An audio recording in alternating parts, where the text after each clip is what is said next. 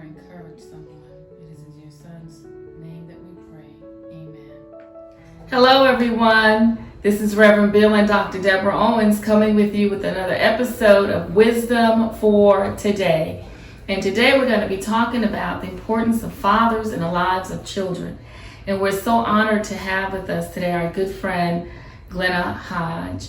And Glenna is an attorney and a children's advocate, and she is well versed on this particular topic. So, Glenna, welcome to our show. Thank you so much for having me, and thank you for taking an interest in this issue. I have been for, several years trying to find a way to put an end to child abuse and neglect, because I am so aware now of the impact that has on children and how it changes their trajectory in life. And I sit on a couple of nonprofit boards in my local area. One of those is the CAAP program, which trains advocates, volunteers to help children in foster care, and the other is a sober house in my small community that caters to women who have just gotten out of jail or prison on drug charges usually, and who usually have children that are in the foster care system. Mm-hmm. And I've seen, what it takes to put the pieces back together of those lives. And I've been interested in trying to figure out how to prevent those things from happening. How do we prevent the families from breaking apart and children ending up in the foster care system? And how, do we prevent people from choosing a life of drugs and other things that, as we are coming more and more to understand, there are ways of addressing trauma that happen to them. Mm-hmm, mm-hmm. So I know I've heard you speak, Reverend Owens, on the impact of trauma in children, and we know that the father is a critical figure in the home in terms of protecting children. Mm-hmm. What can you add to that? Well, I have a lifetime of experience of watching the father at the home. I think I took a notice very early because I was 8 years old when I discovered my father was not my real father. My father died, and I'll never forget the day that my grandmother said, "He's not your father anyway," and I was in shock. It took me some time to get over it, but he was like my real father. I never did anything where he didn't support me and help me from a baby up until he passed. I know the importance of father in the home because of how important it was to me. Mm-hmm. And I've seen many cases where they did not have a father in the home. The father was a drunkard, on drugs. And I know the effects it has on children, and it's terrible. An innocent child has to suffer those traumas that we wouldn't take very well, and we had to endure it. So we're on board with you. We want to do everything we can to work with you to make life better for our children and the fathers. That's right, Bill. We want to work with Glenna to do all that we can as an organization and as a couple to help bring attention to the issue of parental alienation, which I want you to share a little bit more about. Okay. I think there's so many facets to the parental alienation, isolation, all of that maybe some of our audience may not have considered. So I want you to speak a little bit more about that and talk about the project as well. Well, as it turns out, we had a wonderful discussion yesterday after your grand opening with a group of people who were interested in the topic of trying to see what we can do to keep fathers engaged. Mm-hmm. And what we discovered was that a great many divorced fathers have experienced, I guess you could call it parental alienation, and what it is that it's not always the wife, sometimes it's reversed, where one parent refuses to allow the other parent access to the child, even though the court has ordered that. And we're finding that there's very little recourse.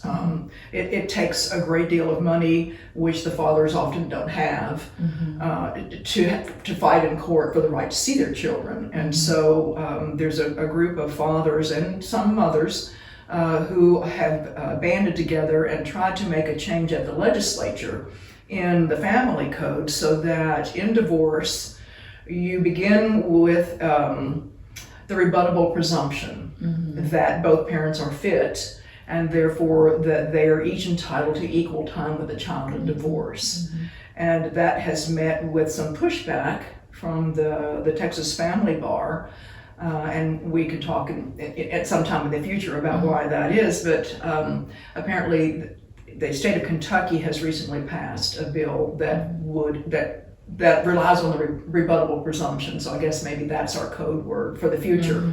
That just because the parents' marriage is dissolving, that the parents' role in the child's life does not. Right. So I appreciate your interest in working on that, and my background is in legislative advocacy. I've spent probably 24, 25 years in the Texas legislative arena, and so I can and I do enjoy guiding people who are trying to work on these kinds of issues. And I think as we move forward together, looking at things that affect the family, I'd like for us to explore what in our institutions is standing in the way of families staying together. And certainly it appears that the Texas Family Code is exactly that. Yeah. Absolutely. Not to cut you off, but there was a gentleman at the meeting yesterday, Josh Jaros, I believe his last name is. Yes. And he highlighted something that to me was dumbfounding, really. He went to have lunch at the school with his child, and he was denied the right to have lunch because of the divorce situation.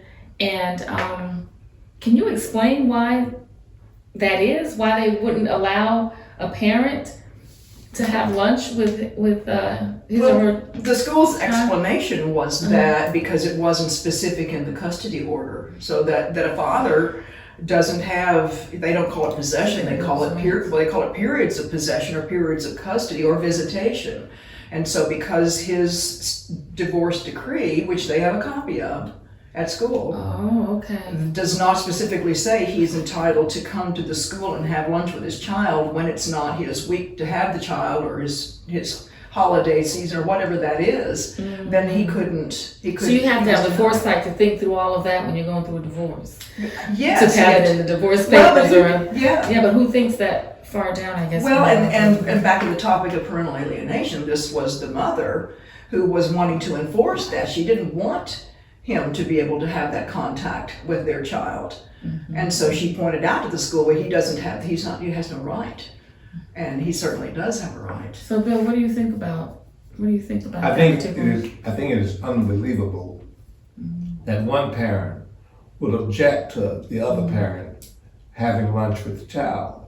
I think it's unbelievable. He's on a safe environment, many witnesses, so there's nothing he can do to offend the child or hurt the child. I think it's wrong, I think it's unfair. But I've seen in a lot of marriages, one of the spouses holds such a grudge against the other one that they will do anything to punish that mate about the child. They're punishing the child, not the mate. They're punishing the child. And it's so unfair, and we put our children at risk in society. Those are damaging things that affect that child for the rest of his life. You know, the interesting observation about that is the father is not entitled to have lunch with the child, but anybody else could.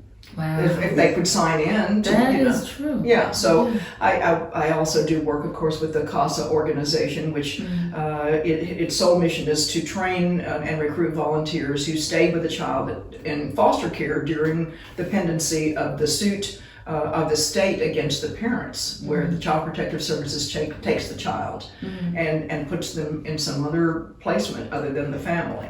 And part of the volunteer's job is to see them at school, see them in all of their various activities at their foster home, but a father under a divorce decree wouldn't be able to do that without some specific notation made if there's a vengeful parent on the other side. So one of the things that came across, there was some other discussion with some other dads that came across, is that dads seemingly, or men in our culture nowadays are portrayed to be the bad guys when dads are needed.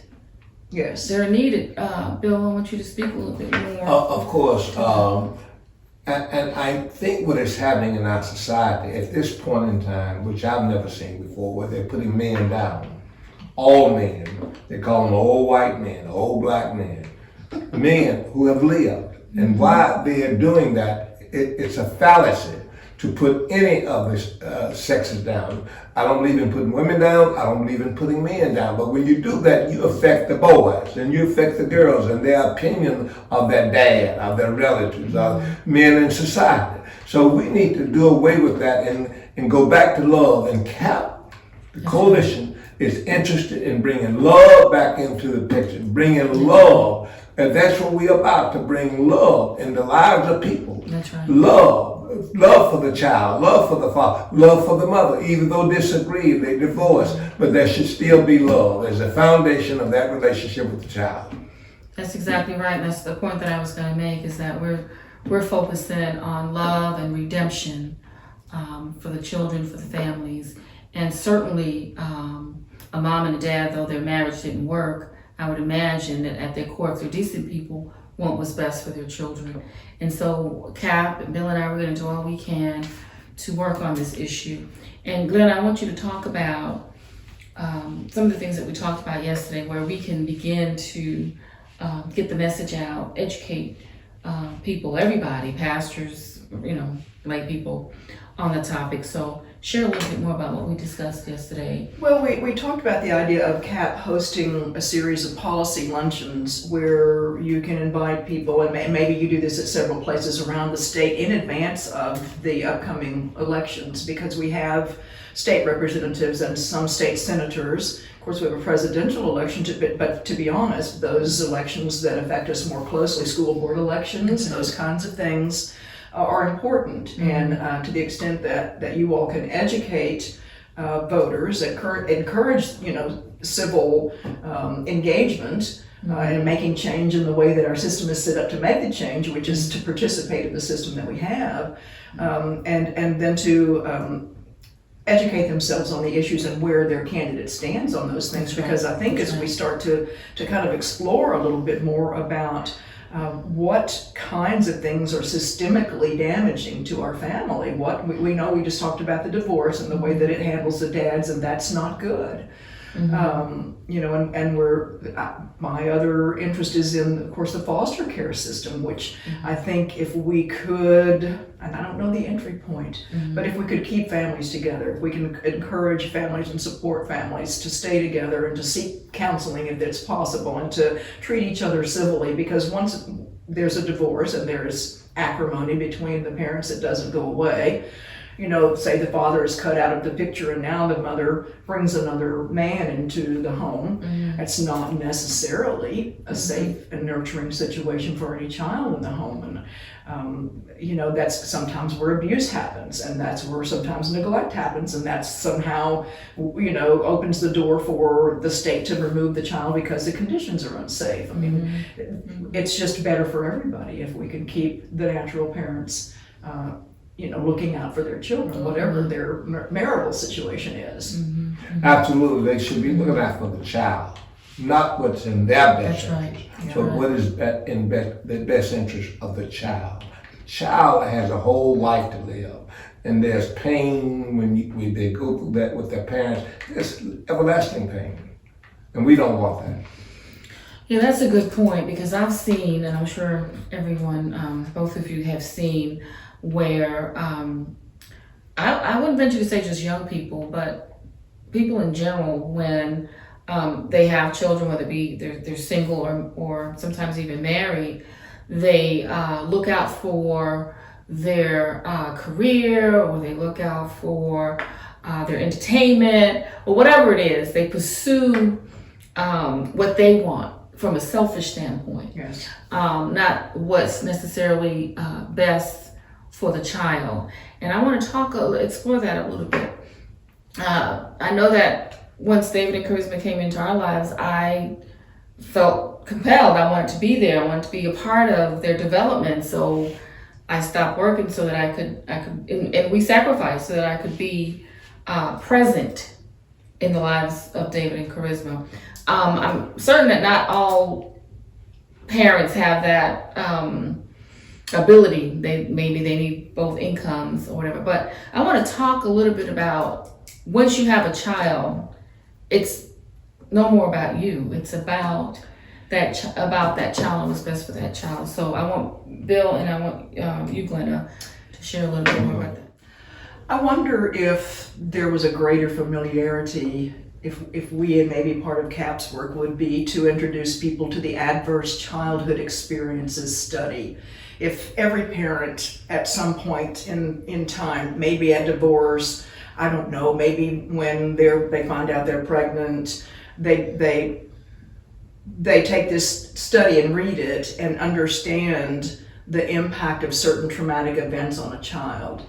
That particular study has a scoring system that includes the impact of divorce, the impact of being a witness to domestic violence, to being a victim of violence, to a victim of sexual abuse, a witness of that, parental alienation, the list goes on, and I think there's a score of about 10, and the greater your score as a child of these traumatic experiences in your life, the more you are likely to make poor decisions in life. Mm-hmm. So if parents understood the impact of these things, if your child is seeing you drunk, your child is seeing you high, your child is seeing you beat up on the other parent or the other sibling, what impact does that have on your child? And it has one, it leaves a mark. Mm-hmm. And if parents knew, could they take that into consideration? I don't know that they know. It's worth a try, isn't it? Yeah. Sure.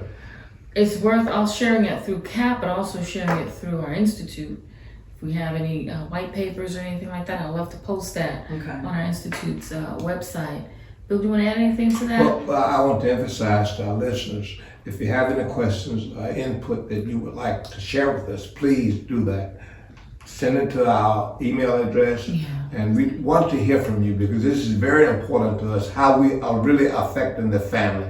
What are we doing about love? This is talking about love, how we can better love our family, our children, our parents. Mm-hmm. So please contact us. Let us know how you feel. Thank you. You can contact us through our website, caapusa.org, or send me an email at dowens@caapusa.org.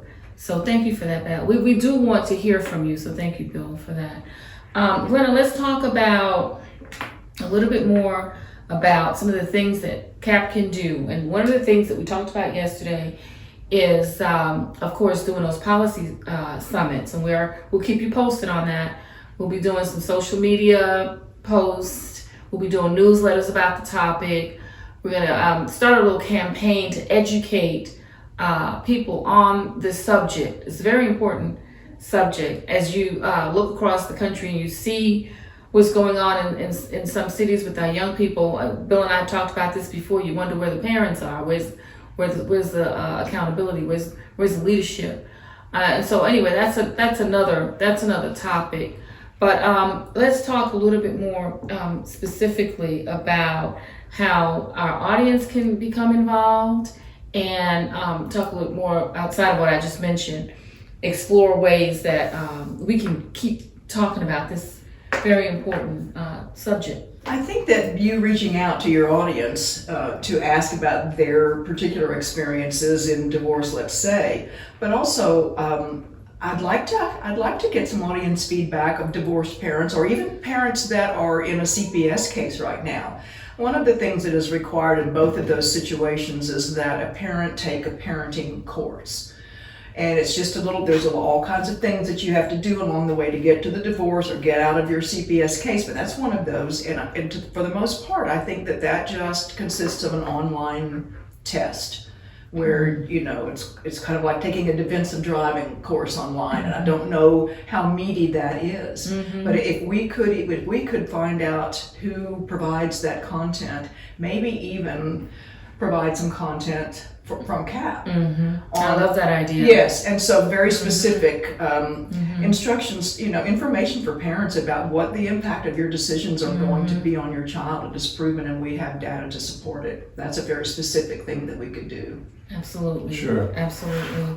And I want to really thank all of you for having this heart for children. It's our children, our future. And when you see these men and these teenagers destroying and rotting and breaking windows, what about their childhood? If they had been brought up right, they would not do it. So it started in early childhood, and a lot of people don't know this. By the time a child is 5, 6 years old, he is emotionally set. Early stages. It doesn't happen when he's 15. It happens in his first 5 or 6 years of life.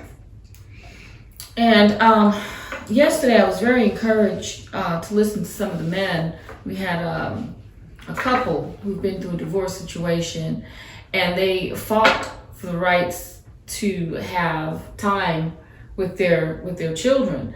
I was so encouraged to know that their dads out there, because the media is going to paint a different picture. Men are no good, fatherless homes, runaway dads, absent dads, Toxic masculinity. Yeah. So I was so impressed to hear that there are men actually out there fighting to have quality time with their children. They want 50-50 custody. They want to be very present in the lives of their children, as they should be. So I was very encouraged by that. Any last words, Bill? I think we've had a great conversation. I just really want to hear from the audience. We want to do more. Let us know how we can help you. We want to become involved with our listeners. We want to do more to help people who really don't know what to do. They're in a situation and it's traumatic, and sometimes they don't know what to do. But we are here. You can call us anytime, and we'll do all we can to help you. And I think if you're interested in these topics and you want to see what CAAP does, they are going to be active. And if you want to stay tuned for invitations to the policy discussions, and then you can become educated, and you want to engage in advocacy with us, it would, the more voices, the better. That's right. And if you have a legal question, send them to us. We'll get them to our attorney. She's a specialist in this. That's right. I forgot to mention Glenna is also our attorney. So she's multi-talented, and we're blessed to have her on our team. So if you have some legal questions, send them to us. We will get them to the attorney. So I want to remind you to be sure to follow us on Twitter, on Facebook, Instagram. Be sure to like our YouTube page and to subscribe. And this has been Reverend Bill and Dr. Deborah Owens with Glenna Hodge with Wisdom for Today. God bless you until next time.